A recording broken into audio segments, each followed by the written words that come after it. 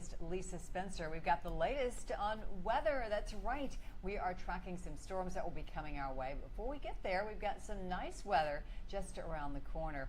We will also take a look at the weekend and a week back in time. That's right, to show you some of the weather that happened on this date in weather history. But let's get started.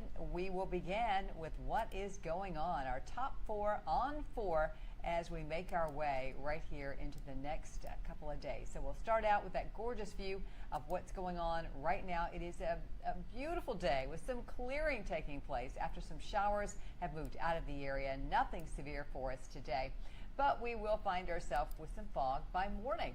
So tonight, any showers that are left, they will continue to move right on out. And then we'll see some of that fog developing toward morning tomorrow. So you might want to give yourself a little extra time to get to school, get to work. Strong to severe thunderstorms will come in on Friday. We could have a few coming into the northwest corner of the mid-state as early as tomorrow night, and we'll have a little more on that coming up in a few moments. And then some rain is a possibility for this weekend, but not a total washout for the weekend. Do want to step back and show you yesterday. I believe I showed you this picture of a barn that was really just demolished yesterday. This was over in Lawrence County, this picture by Tennessee Valley Weather, and that ended up being confirmed as an EF0 tornado damage with 85-mile-per-hour winds. The National Weather Service took a look at that and said, you know what, do believe that is tornado damage. So that just shows us that we can have a weak tornado spin up whenever we have got, like we had yesterday, some of those thunderstorms developing with those strong winds, and as a result we had just enough twist to get that tornado on the ground for only 6 minutes. That's why we have to really stay weather aware anytime we have these severe storms across the area. Something else I want to share with you, the average number of tornadoes that we get here in Middle Tennessee is 10. That's per year. These stats have been going back since 1950. The most we've ever had is was in 2021, and that was 46. And then last year we had 21 tornadoes, and this year so far we have had 13 tornadoes, 12 of those from the 8th and the 9th, and then the one that we had yesterday down in Lawrence County. That was the weak tornado. Pretty incredible, huh? Well, looking out as we move forward in time, we are going to find that we are looking at some changes on the way. Now let's get back to where we're seeing our radar and our storm threats. First off, our storm threat is going to be in the northwest part of the mid-state for tomorrow night, and that is a low-level event, 1 on that 1 to 5 scale. And then we see that green shading really spreads across the entire mid-state by Friday, as we are looking at more showers and storms to come in and move across the mid-state. Here are our storm threats. On the low end, it's going to be tornadoes, but not zero. We could see hail, we could see damaging wind, and also heavy downpours will be a possibility. We've got our exiting storm system tonight. The one that brought those storms yesterday really got things raising a ruckus over in North Carolina today. That is moving on out, and we will find this next system moving in from the west. But right now we're saying so long to those showers. We've got some clearing out there. Things are looking quite nice across the area. There's what we're seeing on our First Alert Live radar. Not much, huh? Most of that rain has moved on. A close-up view shows you over in Putnam County. A few of those showers lingering there around the Cookeville area.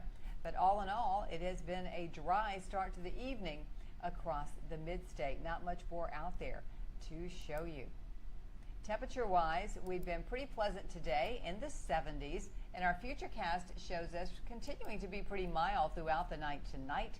We will see some clearing taking place, and then we will look to get some fog developing through the overnight, and we'll find that with our morning low right around 60 degrees for tomorrow. Here come those showers I was talking about moving into the northwest corner around 4 o'clock in the afternoon after we reach 83 degrees for that high. Now, I want to show you even more so into time, make a quick little modification on this computer model for you. And while we're doing that, we'll give you a chance to take a peek outside one more time and notice that clearing that is taking place here across the mid-state. And you know, it's been a day where we've had some sunshine on and off, but for the most clouds, they've stayed pretty much in place. Rainfall has been just coming in spurts throughout the day today, as you know. Not a great deal out there, but we've gotten some heavy downpours from time to time. I know I had that in my house just a little earlier this afternoon. It can be on and off. You get around in the morning, and then more would be coming through later in the day. All right, so I got my model all set and ready to go to show you on Futurecast one more time. And let's scoot that back over so you can take a peek. And there it is, all that rain moving out of here tonight. And then we get that fog developing overnight. And by morning, 61 degrees. Now, watching those showers starting to move into the northwest during the afternoon, about 4 o'clock. And then it just continues to move on over towards Waverly, but then looks to fall apart. But we're not done yet, because here comes the main event, showers and thunderstorms coming in by morning. This is 10 o'clock, moving right into Nashville. That can make for some tricky traveling if you're headed out and about at that time of day. And then all that lifts up towards the north, just a few stragglers left. So right now it looks like the worst of the weather will be early in the day. In terms of how much rain we're going to expect, we've got more rain continuing even to Saturday. So we could see another 3/4 of an inch to 1.5 inches in many locations across the mid-state.